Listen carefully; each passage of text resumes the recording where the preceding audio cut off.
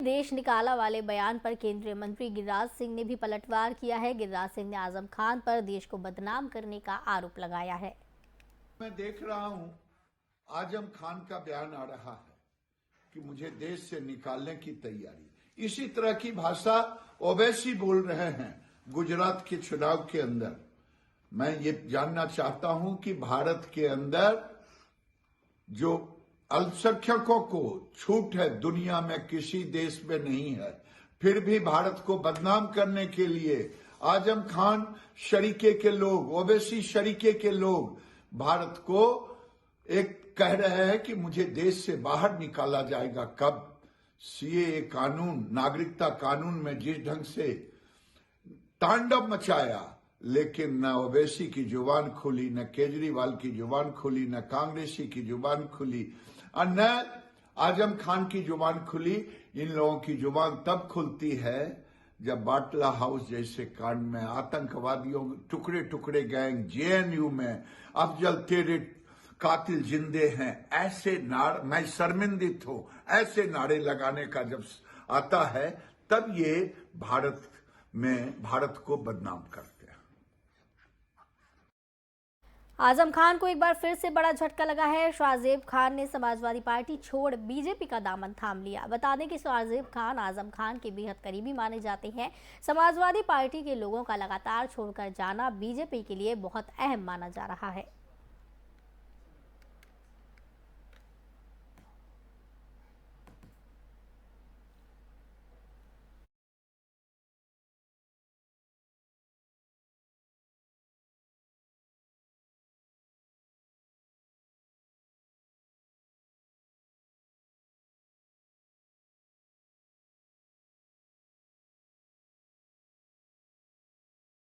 UP के deputy CM Keshav Prasad Maurya उपचुनाव को लेकर रामपुर पहुंचे, जहां पर उन्होंने जनसभा को संबोधित किया। उनके निशाने पर सीधे तौर पर आजम खान रहे। हालांकि ये बात अलग है कि उन्होंने अखिलेश यादव पर भी तंज कसा। रामपुर शहर विधानसभा 37 पर उपचुनाव हो रही हैं। आजम खान इस सीट पर लगातार 10 बार विधायक रहे। एक बार उनके करीबी आसिम रजा चुनाव मैदान में है।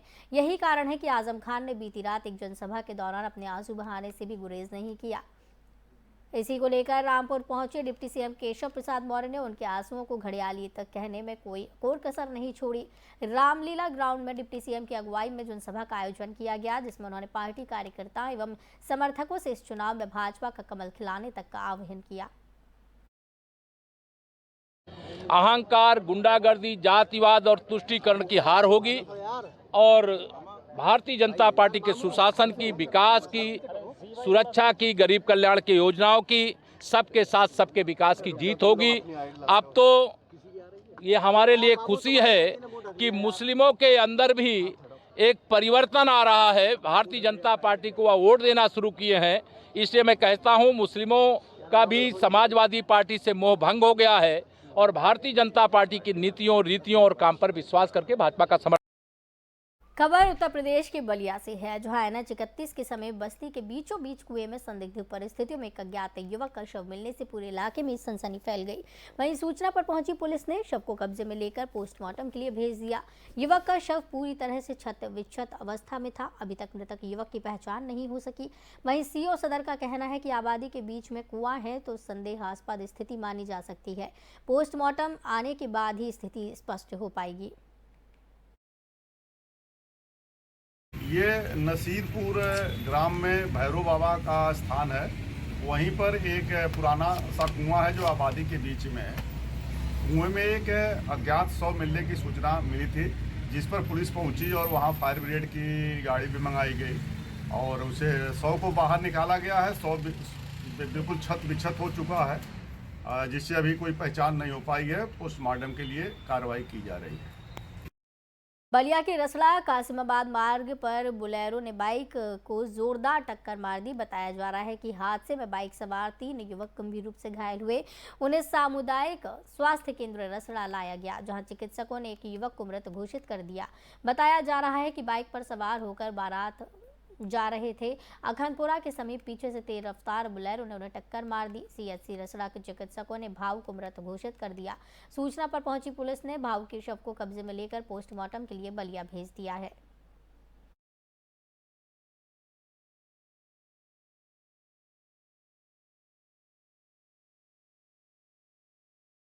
कोविड महामारी के बाद भविष्य में कोविड या इस तरह की अन्य महामारी से निपटने के लिए केंद्र और प्रदेश सरकार पूरी तरह तैयार रहना चाहती है। इसी को दृष्टिगत रखते हुए भारत सरकार ने प्रदेश सरकार के सहयोग से पूरे प्रदेश में बड़ी संख्या में कोविड वार्डों के निर्माण का काम शुरू कराया। इस योजना के अंतर्गत सिद्धार्थनगर जिले में स्थित 20 CHC पर 20 बेड के और 12 PHC पर 6 बेड के कोविड वार्डों का निर्माण हो रहा है। इस कोविड निर्माण की शुरुआत से ही इसकी डिजाइन और इसके इस्तेमाल किए जा रहे मटेरियल की गुणवत्ता पर सवाल उठते दिख रहे हैं। जनप्रतिनिधियों से लेकर आम जागरूक नागरिकों की शिकायत के बाद सिद्धार्थनगर जिले के मुख्य चिकित्सा अधिकारी BK अग्रवाल ने इसकी शिकायत प्रमुख सचिव से की थी।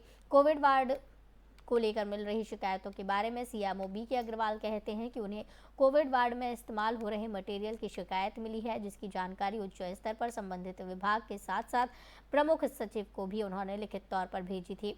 लखनऊ से 6 सदस्यीय टीम आई थी, जिसने बारीकी से हर बिंदु पर जांच की थी।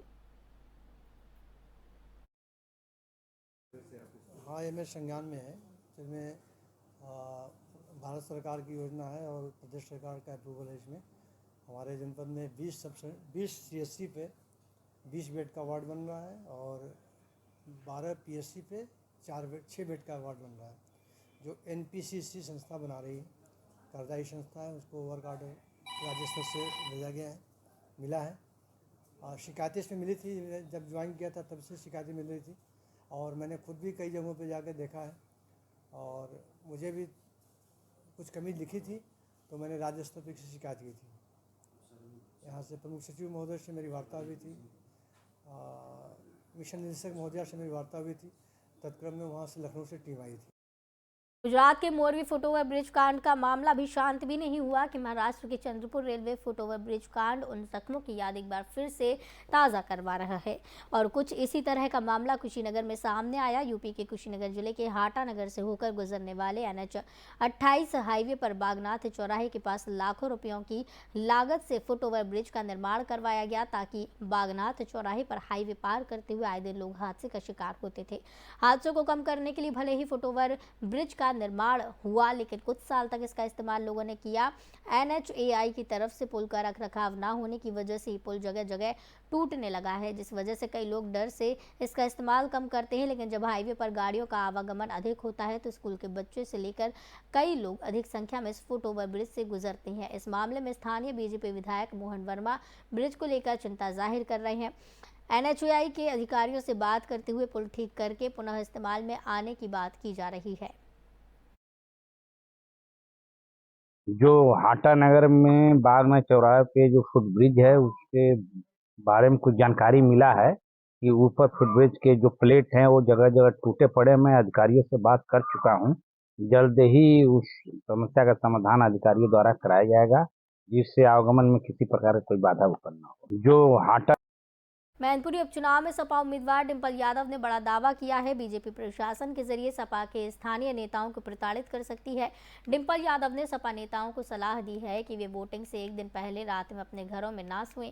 सपा संरक्षक मुलायम सिंह यादव के निधन के बाद से मैनपुरी सीट खाली हुई है। मैनपुरी सीट पर 5 दिसंबर को वोटिंग होनी है, जबकि नतीजे 8 दिसंबर को आएंगे। डिंपल यादव रविवार को भोगांव में चुनाव प्रचार करने पहुंची थी। यहाँ उन्होंने सभा में कहा कि सपा नेताओं और अपने युवा मित्रों से कहना चाहती हूं कि 4 दिसंबर को प्रशासन आप पर सख्त कार्रवाई करेगा। 4 दिसंबर को आप अपने घरों में ना सोएं, 5 दिसंबर को आप वोट डालें और 6 दिसंबर को प्रशासन यहां से चला जाएगा। कोई आपको छू भी नहीं सकता।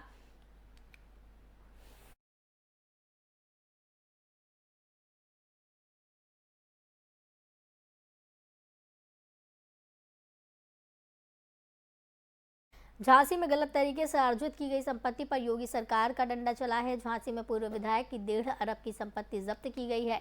जब्तीकरण अभियान के तहत झांसी की नवाबाद पुलिस ने समाजवादी पार्टी के पूर्व विधायक दीपनारायण सिंह यादव की करीब 1.5 अरब कीमत की संपत्ति जब्त कर ली। जानकारी के मुताबिक कुख्यात अपराधी लेखराज को पुलिस कस्टडी से छुड़ाने के आरोप में जेल में बंद समाजवादी पार्टी के पूर्व विधायक दीपनारायण सिंह यादव पर पहले भी दर्जनों मुकदमों में कार्रवाई करते हुए पुलिस ने गैंगस्टर की कार्रवाई की थी।